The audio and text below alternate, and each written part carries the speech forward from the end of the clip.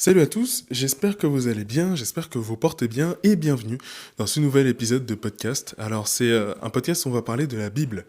On va parler de la Bible, on va parler de ce que c'est, voilà, une petite introduction sur qu'est-ce que la Bible, revenir sur l'objet, revenir rapidement sur son histoire, d'où ça vient, comment l'aborder, comment la lire, comment s'en servir pour sa vie de chrétien.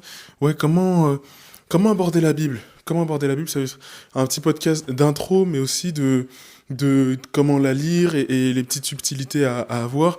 J'ai aussi une annonce qui risque de grandement vous intéresser, un nouveau projet que je lance justement sur la parole de Dieu pour vous aider à approfondir votre connaissance des textes. Je vous en parle juste après, là, dans quelques instants. Avant ça, j'espère que vous allez bien. Ça fait plaisir de tourner un épisode de podcast. Moi, comme vous le savez, moi j'aime beaucoup le podcast parce que c'est un temps où tu peux prendre le temps de parler, tu peux prendre le temps de dire ce que tu as à dire, d'aider les personnes en profondeur. Et c'est vrai que les réseaux sociaux, ça aide pas tellement pour ça. J'ai vraiment envie, là en ce moment, de tourner plus mon contenu vers la parole de Dieu, que vers plus de paroles plutôt que de l'encouragement ou quoi, même si les deux vont rester. Et donc ça me fait plaisir aujourd'hui de vous parler de la Bible. Ce sera le sujet de cet épisode. Vraiment un mélange, un melting pot de conseils, de recommandations, d'explications sur la Bible, etc. Vous êtes sur le bon épisode si vous voulez y voir plus clair dans tout ça. Avant de démarrer et de vous parler du petit projet que je viens de lancer qui risque grandement de vous aider, je m'appelle Constant. Voilà, pour me présenter un peu, vous êtes sur le podcast chrétien. Donc c'est ce podcast qui parle de foi chrétienne et de développement de soi dans la joie et dans la bienveillance. Donc voilà, je m'appelle Constant Sessou. Je crée du contenu chrétien sur les réseaux depuis 2020 et vous pouvez me retrouver sur Instagram, TikTok, YouTube, sur les plateformes d'écoute, donc Spotify, Apple, etc., etc., sous le nom de Le Podcast Chrétien, et en livre sur Amazon avec le livre Comment méditer la Bible. Et si vous aimez le podcast, n'hésitez pas à lâcher des petites étoiles. Ça aide à faire connaître le podcast, ça aide à le faire mieux référencer sur Spotify et sur les plateformes. N'hésitez pas à lâcher un like, etc., etc. Les amis, on va démarrer le projet dont je voulais vous parler avant d'enchaîner sur cette liste de conseils. Donc en gros, c'est très simple, c'est des cours bibliques groupés en ligne. L'idée, c'est de proposer une solution simple, accessible à tous et sans engagement, pour vous aider vraiment à approfondir votre connaissance de la parole, vous aider à mieux connaître les textes, et surtout à rentrer dans ce monde passionnant qu'est la Bible, la théologie. Moi personnellement, c'est vraiment une passion depuis quelques années, alors pas quelques années, plutôt quelques mois. Non, si, 1 an, 2 ans déjà. C'est vrai que le temps passe vite. Et donc j'aimerais vraiment rendre ce monde accessible au plus grand nombre. L'idée, c'est que chaque semaine, il y a des lives de cours ou bien de foires aux questions. Les rediffusions sont disponibles aussi en vidéo au cas où vous n'êtes pas disponible. Il y aura des capsules, enfin il y a déjà d'ailleurs des capsules dès maintenant, des capsules vidéo pour justement sur des livres bibliques. Donc il y a le livre de Job, des psaumes, Ecclésiaste, etc. Et puis des ressources, tout ce que j'ai accumulé pendant ces 4 ans de création de contenu sur les réseaux, et puis aussi par mes formations personnelles, conférences, etc., etc., enfin dans ma pratique. Donc ça marche sous forme d'abonnement. Aujourd'hui, là, pour le mois de juin, il y a un abonnement préférentiel de 5 euros par mois, mais ensuite en juillet, ça passera à 30 euros par mois, qui est donc le vrai prix de cet abonnement. Et donc l'idée, c'est vraiment de vous permettre d'accéder à toutes ces connaissances, donc que ce soit théologie. Il n'y a pas que moi qui vais intervenir, même si c'est moi qui lance le projet. Il n'y a pas que moi qui vais intervenir, il y a aussi des experts qui risquent d'intervenir aussi. Enfin, pas qui risquent, mais qui vont intervenir aussi, que ce soit avec moi ou bien par ou bien seul, etc., dans leur domaine. Théologie, synoptique, je sais pas, expert dans l'Ancien Testament, expert en Torah, expert aussi en hébreu, en grec. Il y a tellement de domaines et c'est tellement passionnant que voilà, j'ai vraiment envie de rendre ce monde-là accessible. Je vous en dis pas plus, j'ai sorti un épisode je vais sortir un épisode plutôt mercredi. Là, on est dimanche, mais je vais vous sortir un épisode ce mercredi pour, euh, pour, euh, pour vous présenter un peu plus en détail. Là, on est vraiment sur un autre épisode, donc je vais pas prendre trop de temps non plus. Une dernière chose, les cours commencent ce lundi, donc demain, à l'heure où, à l'heure où je poste cet épisode, ce lundi à 20h30.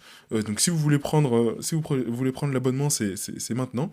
Et voilà. J'en dis pas plus. Voilà, cours biblique en ligne, c'est pour vous, c'est cadeau. Et on se dit peut-être à lundi pour ceux qui seront là. Premier cours sur l'objet, la Bible, le texte. On va vraiment s'attarder là-dessus avant de rentrer à l'intérieur les prochaines semaines. Je vous en dis pas plus et je vous laisse avec la suite de l'épisode. C'est parti. On va parler de la parole. Assez parlé de ce projet, on va parler de la parole de Dieu. On va parler de la Bible. En gros, juste pour revenir un petit peu sur qu'est-ce que la Bible par définition, comment est-ce qu'on pourrait le voir. Moi j'aime bien cet exemple-là de bibliothèque. La Bible, c'est pas juste un livre qu'on va lire de A à Z, c'est pas juste un roman, c'est vraiment une bibliothèque, c'est-à-dire un ensemble de livres qui ont été écrits sur plus de 1000 ans par vraiment des dizaines et des dizaines de personnes. Donc on est vraiment sur une bibliothèque avec chaque livre a un narratif différent, une écriture différente. Il y a des thèmes, il y a des livres poétiques, narratifs, historiques, des livres beaucoup plus comptables, des livres, il y a vraiment des livres de toutes les époques, d'époques différentes, de cultures aussi différentes, de mentalités différentes, puisque entre un livre et un autre, tu vas avoir 500 ans, 700 ans qui les séparent, même plus. Donc on est vraiment sur une diversité une diversité de thèmes la Bible est plurielle. Je pense que c'est le terme. La Bible est plurielle. C'est une bibliothèque. Une bibliothèque qu'on va diviser en deux grosses parties. Ancien Testament et Nouveau Testament. Alors Testament, rien à voir avec Testament, ce qu'on écrit quand on veut mourir, etc. Ça n'a rien à voir. Ancien et Nouveau Testament.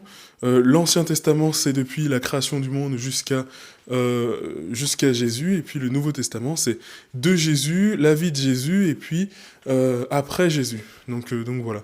Dans l'Ancien Testament, on parle pas de Jésus, il n'y a pas la vie de Jésus, il n'y a pas son existence, même si on en parle sous certaines formes, bref. On l'annonce, du moins.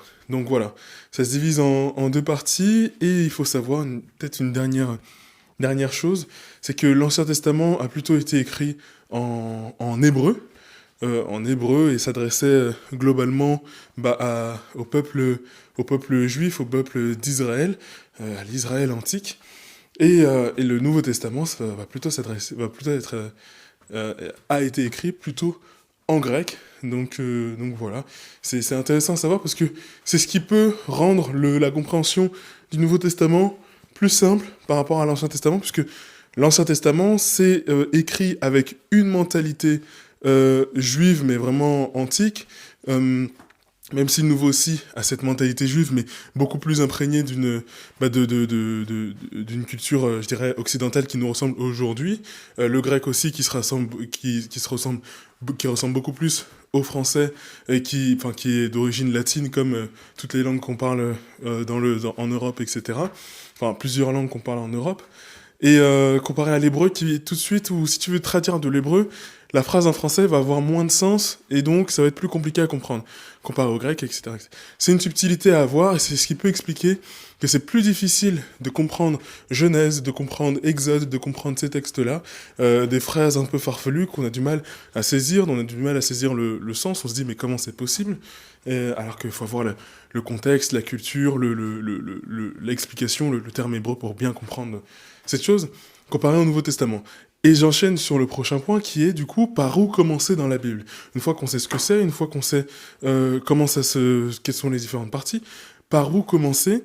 Ensuite, je vous parlerai de pourquoi c'est important pour un chrétien de lire la Bible.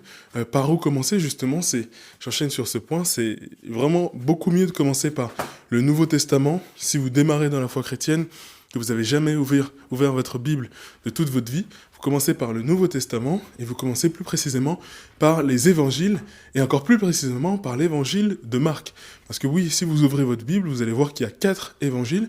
Évangile, tout simplement, c'est le livre qui reporte la vie de Jésus, tout ce qu'il a fait durant sa vie. Et donc, l'évangile de Marc précisément, parce que c'est la première qui a été écrite, c'est la plus simple, la plus droite au but, et c'est la plus courte. Donc tout l'évangile de Luc, de Marc, de Luc et de Marc, non, l'évangile de Luc et de Matthieu s'inspire de l'évangile de Marc, donc je vous recommande de commencer par là, et puis ensuite de vraiment vous aventurer dans le Nouveau Testament, avant d'attaquer l'Ancien, vraiment parce que notre vie de chrétien, elle est basée sur la vie de Jésus, et donc si vous voulez entretenir et démarrer une relation avec Jésus, c'est toujours mieux de le connaître, et puis au jour et à la lumière du Nouveau Testament, découvrir l'ancien, et puis surtout en étant peut-être en n'hésitant pas à poser des questions chaque fois que vous faites face à une incompréhension, parce que euh, parce que oui, l'ancien, il peut très très vite porter à confusion. On est quand même sûr, on peut avoir l'impression, on peut avoir comme première impression que le Dieu qui est décrit dans le Nouveau Testament n'est pas le même qui est décrit dans l'Ancien, alors que si c'est le même. Mais voilà, il faut des clés de lecture, il faut des clés de compréhension, et c'est justement ce que j'apporte dans cet abonnement à 5 euros par mois pour les cours groupés. En tout cas, on en parlera, c'est sûr et certain. Évidemment, il n'y a pas que moi, il y a d'autres personnes qui proposent d'autres choses aussi, pour mieux comprendre la parole. C'est pas que vous disiez, oui, je dois prendre l'abonnement de Constant, mais voilà, il y a plein de choses qui existent. Entourez-vous, parlez-vous, attention à ce que vous trouvez sur Internet, puisque pour le coup, là, je trouve que c'est vraiment sur la Bible il y a beaucoup de contenu, je dirais, erroné sur Internet, et c'est surtout le contenu, c'est le plus difficile de trouver quelque chose de fiable en termes de connaissances, qui va pas te dire n'importe quoi, qui va pas faire des approximations, ou, c'est facile de tomber sur un gars qui aura envie de dire ce qu'il veut, et plutôt de donner son avis, plutôt que de te dire comment toi te forger ta propre interprétation de la parole. C'est-à-dire te rendre libre dans ta lecture de la parole. Il y a beaucoup de personnes qui sont là en disant non, si tu lis ça, il faut que tu le comprennes comme ça. Alors que au contraire, c'est pas du tout ça. C'est plus tiens, si je veux t'aider à comprendre, je te donne telle clé qui sont le contexte historique, la culture juive, mais pas que, l'auteur à qui il s'adressait, quel était son projet éditorial, parce que c'est vraiment en ces termes-là qu'on peut parler, pour mieux comprendre toi-même. Mais ouais, il y a beaucoup de fausses choses, donc vraiment faites gaffe, faites attention à ce que vous entendez sur la Bible, à ce que vous entendez sur la parole de Dieu, sur Internet, quoi. Je vais enchaîner sur pourquoi est-ce que c'est important pour un chrétien de lire la parole. Après, j'allais dire, n'hésitez pas à me poser des questions comme si j'étais en conférence en direct avec vous, mais non, c'est pas du tout le cas. Euh, je vais peut-être revenir sur les livres un peu importants à connaître ou à découvrir si vous voulez démarrer. Les livres bibliques, je parle, et puis après peut-être d'autres recommandations externes. Pour revenir sur pourquoi est-ce que c'est important, je vais peut-être vous raconter un peu une histoire. En gros, j'ai fait une grosse baisse de foi en 2021, quand j'ai commencé à revenir... quand j'ai commencé à vraiment à rentrer dans ma relation avec Dieu. En gros, ce qui s'est passé, c'est que oui, j'avais une très très très grosse baisse de foi. C'est-à-dire que je me sentais seul, je me sentais vraiment abandonné par Dieu, et je sentais que Dieu manquait de substance, que Dieu manquait que Dieu m'échappait, et que quand je priais, je m'adressais à personne, que voilà, c'était un peu comme si Dieu n'existait plus, quoi. Comme si Dieu n'existait plus, que je priais dans le vide, et je sentais cette chose-là peser de plus en plus sur moi. Je me disais, mais j'ai donné ma vie à Dieu, je m'engage et tout, je parle de Jésus sur Internet, j'avais déjà commencé depuis un an en ces temps-là, et je sens que, ouais, comme si Dieu n'était plus là. Il me dit, ouais, je vais te combler par ma parole, etc. Je vais te combler si tu me suis. Et je le suis, et je suis pas comblé, et je me dis, voilà, on m'a menti. En tout cas, c'est le sentiment qui existe en moi. Et donc, août, août ou juillet 2021, c'est vraiment je dirais le paroxysme de cette baisse de foi qui a commencé quand même, je dirais, aller au moins un mois et demi avant, quoi. Où là on est en vacances en famille, donc déjà en famille, donc plein d'énervement, tu prends sur toi, machin, etc., etc. Pour ceux qui ont des frères et sœurs, qui ont des parents, ils savent de quoi je parle. C'est un peu compliqué, et là d'un coup, je me dis, bon, j'en ai marre, je sors de la chambre d'hôtel, je sors vraiment, je vais parler à Dieu, et donc c'est dans un endroit un peu avec des herbes et tout, etc., etc. Je parle à Dieu, et je lui dis... Bah, Seigneur, j'ai l'impression que tu m'abandonnes. Voilà, je te ressens plus, je ressens plus rien. J'avais déjà raconté cette baisse de foi, il me semble, hein. Mais c'est vrai que ça a été un tournant de ma foi. Je lui dis, Seigneur, bah, franchement, j'ai l'impression que tu m'as menti, tu m'abandonnes, machin. Je lui dis comme je parle à Dieu, comme je ressens les choses. J'essaye de rester respectueux, évidemment, mais j'essaye surtout d'être transparent, de lui dire vraiment les choses. Voilà, c'est comme ça que je les ressens, etc., etc. Et donc, Et donc je finis cette prière. Et pour moi, c'était un peu la dernière prière. Enfin, pas la dernière prière, mais j'étais saoulé, quoi. J'étais saoulé, je me disais, ouais, j'en ai marre, je suis fatigué de faire des efforts qui ne servent à rien. En fait, c'est ça. J'avais pas arrêté d'être chrétien, mais j'étais un peu parti pour, dans le sens où j'étais parti pour plus m'acharner dans la foi, plus être... ouais, j'étais fatigué, quoi. J'étais fatigué et j'ai quand même laissé la porte ouverte dans mon cœur à Dieu pour que j'entende sa réponse et qu'il vienne me chercher, mais moi, j'allais pas revenir vers lui. Et donc les semaines passent. Je commence à voir un signe, deux signes que Dieu revient vers moi, deux signes qu'il est là, qu'il me montre sa présence. Et je me dis non, c'est des coïncidences. Je décide de ne pas les voir. Parce que là, j'étais tellement fatigué que je me suis dit, il faut vraiment un truc, mais vraiment un vrai truc, pour que je revienne vers lui. Et, euh, et donc les semaines passent. Fin août, je crois. Fin août ou début septembre, je sais plus. Je commence à... je rentre chez moi, je rentre de l'école ou je rentre de la bibliothèque ou je sais plus. Et là, je commence... Ouais, on est même en octobre. Et là, il y a la télé qui est allumée. Ma grand-mère était dans le salon. La télé est allumée et je rentre. J'étais en train d'avoir un discours à l'intérieur de moi, de me parler à moi-même. Je rentre et comme de par hasard, la télé dit une parole que j'ai oubliée. Elle dit quelques mots, mais c'est-à-dire, en gros, je parlais dans ma tête et la télé m'a répondu. Donc, c'était une émission chrétienne. Et comme si la télé m'avait répondu et c'était Dieu avec ses propres mots qui me parlait, en fait. Qui me parlait directement et de manière surtout audible. Il était vraiment, enfin, il est vraiment venu jusqu'à me parler par mes oreilles charnelles, physiques, pour que je l'entende et que je revienne vers lui. Et ça, je me suis dit, ok, là, il n'y a plus de coïncidence, arrête de bouder, arrête de trucs, etc. Reviens vers Dieu.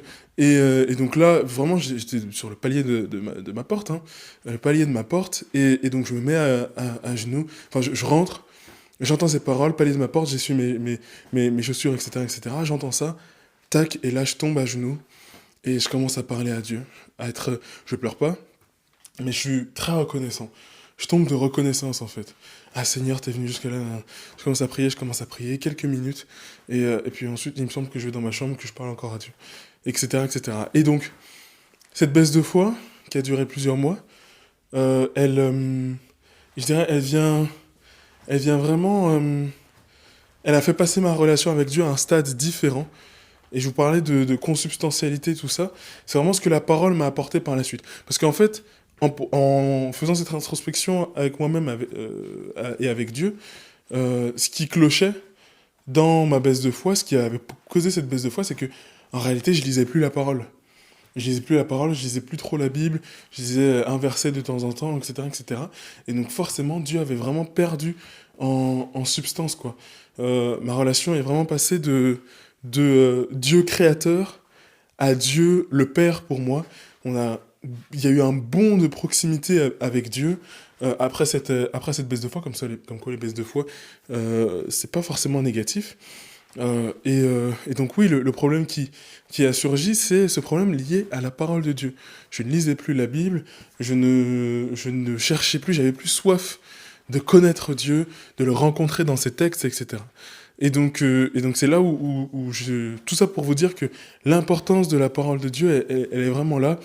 Une image très très simple que je donne tout le temps, pareil, que j'ai même donné dans mon livre que vous pouvez retrouver sur Amazon, Comment méditer la Bible, où je dis le, le, la parole de Dieu est à la fois ce que le steak haché est au hamburger. Elle laisse toute sa consubstantialité. Tu prends un steak haché, tu prends un hamburger sans steak, c'est fade.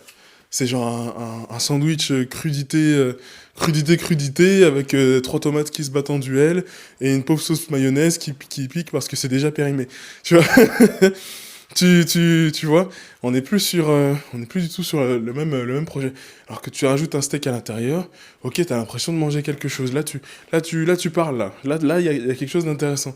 Et la parole de Dieu, c'est exactement la même chose. Si t'enlèves la parole de ta vie de foi, tu vas voir que même dans ta prière, que ce soit dans ta prière, dans ta relation aux autres, dans ton feu que tu vas alors avoir à l'intérieur de toi, ce sera pas la même chose.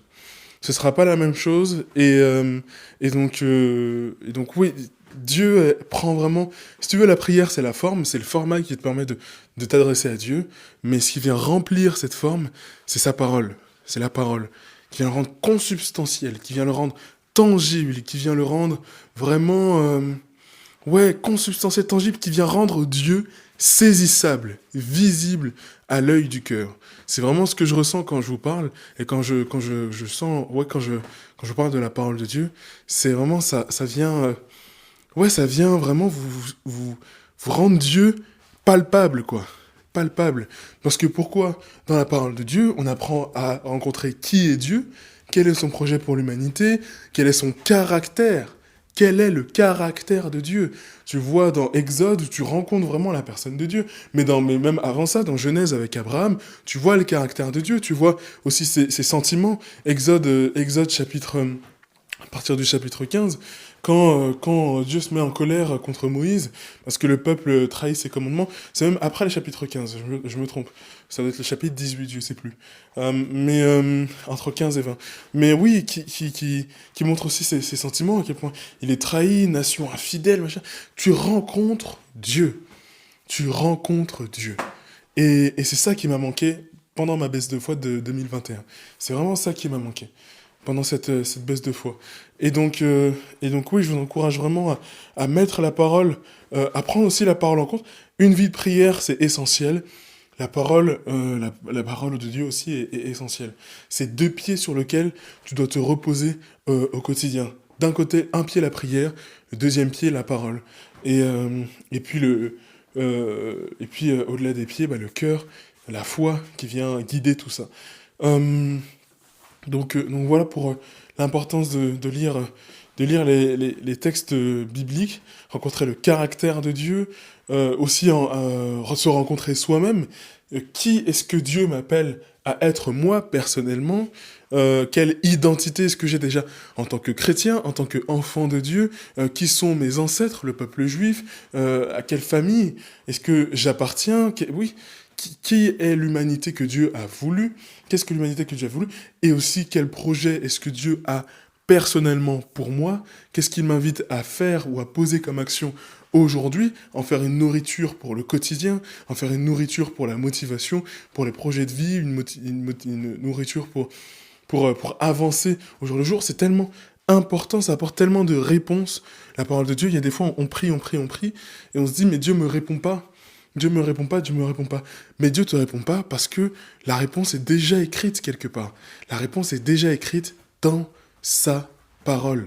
Ça, je vous le garantis. Peut-être que je veux pas du tout être offensant quand je dis tout ça, mais c'est tellement vrai. Tellement de personnes qui se disent mais Dieu me répond pas, Dieu veut pas me truc, etc. Comme s'il m'avait abandonné ou quoi. Je pense que au fond de vous, au fond de nous, parce que je me mets dedans aussi, au fond de nous, il y a certaines réponses que Dieu ne nous apporte pas et on sait pourquoi. Parce il y a une chose qu'on ne veut pas faire, c'est ouvrir notre Bible et prendre le temps de lire sa parole. C'est vraiment ça. Il y a des fois, on se dit, mais non, je suis en baisse de foi, mais Dieu, c'est trop difficile, mais là, c'est flou, etc., etc. Mais est-ce que tous les jours, tu ouvres au moins ta Bible une fois dans la journée? Et quand je dis tu, je me parle à moi en premier. Je parle à moi et je parle à nous tous, tu vois. Est-ce que ça arrive au moins une fois dans la journée? Au moins une fois dans la semaine? Et je parle pas de prendre de lire le verset du jour sur son téléphone. Je parle de ouvrir sa parole. Rien que ouvrir sa parole au hasard. Lire un chapitre entier. Et se dire, ok, qu'est-ce que le Christ m'a dit à travers ces mots? Qu'est-ce qu'il m'adresse comme message personnellement? Qu'est-ce qu'il me dit? Et si tu sens que, même s'il est minuit, que tu dois aller bosser demain, mais tu sens qu'il faut que tu lises encore, que tu as encore faim de lire, et tu dis, allez, viens lire un deuxième chapitre, un troisième chapitre. Tu dévores la Bible. Tu dévores la Bible. Vraiment, c'est vraiment ça. Avoir soif. Et quand tu vas te coucher, tu dis, là, j'ai bien mangé. Là, mon steak, il était propre. Entrecôte, sauce, poivre, moutarde, Dijon, sel, épices, poivron bien, steak bien comme il faut. Les bons steaks là, bons steaks. Est-ce que t'es rassasié? C'est ça, en fait. La parole de Dieu, c'est un steak. Et nous, on veut pas de parole de Dieu. C'est une dinguerie. C'est une petite dinguerie que vous me faites, là. Donc, non, plus sérieusement, je pense que c'est vraiment ça, le fait de lire la parole. Et c'est un peu ça qu'on se gâche. On s'empêche d'aller manger un bon steak au resto, un resto 5 étoiles dans Paris, bien propre. Y a personne, t'es à ta table, t'es tout seul, tu manges ton truc bien comme il faut. C'est ça qu'on s'interdit quelque part. Mais par contre, oui, il y a un effort, c'est celui de dire, ok, je sors de chez moi, donc je reste dans mon exemple de restaurant, hein. Je sors de chez moi, je vais aller prendre ma voiture, tac, je sors un peu de ma zone de confort. Tu vois, c'est pas le steak que je me fais à la poêle en 5 minutes à la maison, c'est le steak que je vais aller chercher dans le resto, débourser de l'argent, tac, etc. C'est la même chose pour la parole de Dieu. C'est le steak que je vais aller chercher dans la Bible, écrit, tac, où je prends le temps d'aller chercher, etc. Ça me coûte du temps, machin, etc. Oui, on est d'accord, mais le résultat, le goût, il est divin. Le goût, il est divin. Donc voilà pourquoi c'est important de vraiment ne pas négliger la parole de Dieu. Et rien que, c'est difficile de lire un chapitre par jour si vous débutez, mais juste, ouais, commencez déjà par je sais pas, quelques versets par jour, se dire, ok, ou même vous mettez un timer. Moi, pour les trucs que j'arrive pas à faire, que je veux pas faire, par exemple, il y a un moment, la prière, ou la méditation, ouais, la prière, le fait de rester en silence et tout avec Dieu, j'avais la flemme de le faire. J'avais la flemme de le faire, et je me mettais un timer de 5 minutes. Comme ça, je me dis, ok, là, c'est pas une prière où tu culpabilises parce que t'as fait que 2 minutes au lieu de faire 30 minutes, comme on dit, ou même 1 heure ou 2 heures ou quoi. Là, tu te mets 5 minutes, mais tu t'y tiens. 5 minutes et tu t'y tiens. C'est pas juste un signe de croix, c'est pas juste machin. 5 minutes, tu te mets le timer, etc., etc. Et le fait d'avoir commencé avec un timer, après, je faisais même des sessions de 10 minutes, je retardais le timer, etc. Et c'est la même chose. Commencez petit. Commencez petit. Commencez petit. Je vous garantis que ça va sûrement vous aider. Commencez petit. Je vous dis une dernière chose avant de terminer. Je vous ai parlé des cours bibliques. Ça peut être aussi une solution, si vous avez du mal à lire la parole, à aborder les textes, de vous entourer, de ne pas rester seul, de trouver des groupes d'aumônerie, des groupes bibliques, ou bien même, bah, du coup, les cours que je propose, les cours groupés, où on sera ensemble, où on sera tous ensemble, on sera tous ensemble, en visio, quoi. Il y aura un espace de discussion, vous pourrez poser vos questions aussi. Donc voilà, c'est aussi des solutions qui existent. Comme je vous l'ai dit, il n'y a pas que moi, il y a d'autres solutions proposées par des églises, proposées par d'autres... des espaces de discussion, sortez de votre zone de confort, allez dans des groupes de lecture biblique. Il y en a sûrement dans vos paroisses, que ce soit catholiques, protestants, orthodoxes, évangéliques, peu importe. Il y a sûrement des sessions de cours bibliques qui sont proposées, des séances et tout, les soirs. Je sais que par exemple, pour ceux qui sont à Bray-sur-Marne, les jeudis soirs, il y a des sessions proposées par, pour ceux qui connaissent Jean-Pierre. Je parle je parle pour ma paroisse, mais j'en connais pas d'autres. Il y en a. Il y en a. Vous cherchez sur Internet, vous mettez le nom de votre ville, cours biblique, ou le nom de votre département, cours biblique. Vous allez trouver. Vous allez trouver des choses. Attention à là où vous allez, parce qu'il y en a, ça commence avec des cours bibliques, mais en fait, c'est pour te faire entrer dans une secte. Donc là aussi, il faut faire gaffe, n'y allez pas seul. Essayez de vous entourer. C'est pour ça que les solutions en ligne, ça peut être bien. Mais bref. Les amis, j'aurais pu parler encore des années et des années sans m'arrêter de la parole de Dieu, mais je vous en dis pas plus. Je vous laisse checker le lien qui se trouve en bio si ça vous intéresse de suivre des cours groupés en ligne. Et puis, touk. Et puis oui, si le podcast vous a plu, n'hésitez pas à me lâcher des petites étoiles. Ça aide au bon référencement de cet épisode. Moi, je vous dis à la semaine prochaine pour un nouvel épisode de podcast, dimanche 15h. Soyez bénis, très bonne journée. Et puis, n'hésitez pas à m'envoyer des DM, de me poser des questions. Moi, je suis ouvert, j'essaie de répondre à tout le monde. Soyez bénis, très bonne journée, bisous, ciao.